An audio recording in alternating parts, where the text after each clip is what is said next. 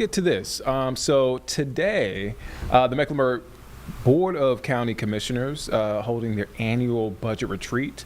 It's happening right now. That's what you're seeing on your screen. It's happening right. Okay. So we're That's back in session. Okay.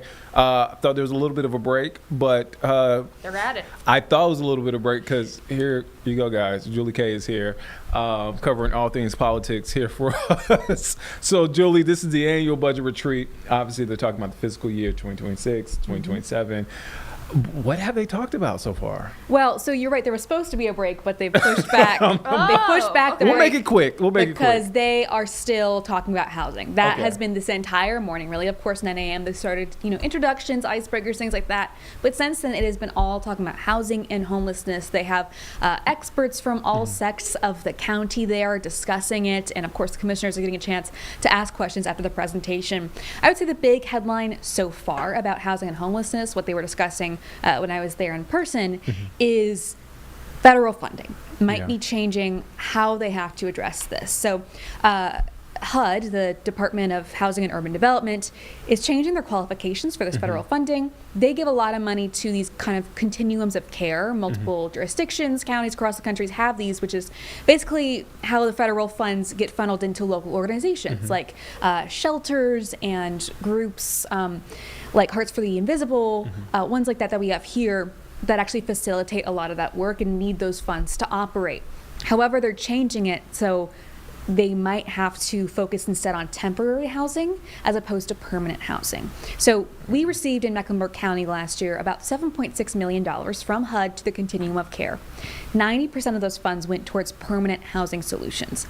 We know there's a crisis of affordable housing in Charlotte, housing in general in Charlotte with how many people are moving here. That homelessness crisis is just getting worse as people become more displaced. However, if the HUD changes go through, which is still a question mark, they'd have to switch that to about 30% of funds going to permanent housing as opposed to 90, which is a huge change in how they would be addressing homelessness in Mecklenburg County. Those funds would instead, like I mentioned, be focused on temporary housing. It would be more as if, people kind of go through supportive care first, and then that's an option later on. County is concerned because that means people will be experiencing homelessness for longer, even if they're getting other forms of care. So this is kind of a layered issue here, and it's unclear why the federal government wants to make this move.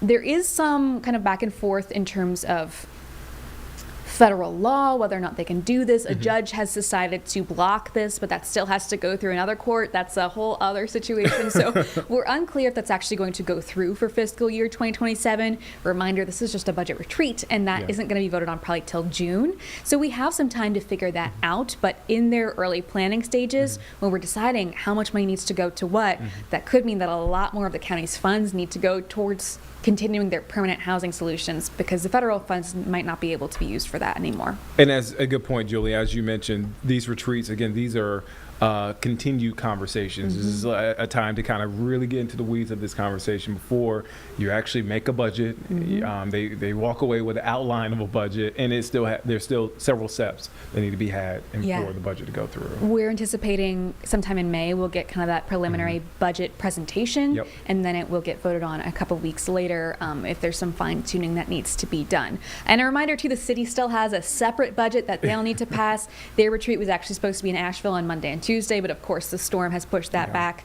We don't have an updated time yet, but I imagine sometime in the next few weeks that will have to get done because they're on a very similar budget timeline. Something we've been talking about though at all forms, levels of government is we're kind of short on funding in general for multiple reasons. A lot of COVID era ARPA federal funds have just simply run out at this point. Something else we ran into, especially at the county level last year, is sales tax funding is just not generating as much as people anticipated. And so there may be some gaps in general that need to be filled already. So something like this on an issue like housing that's so important is not great to run into at this point.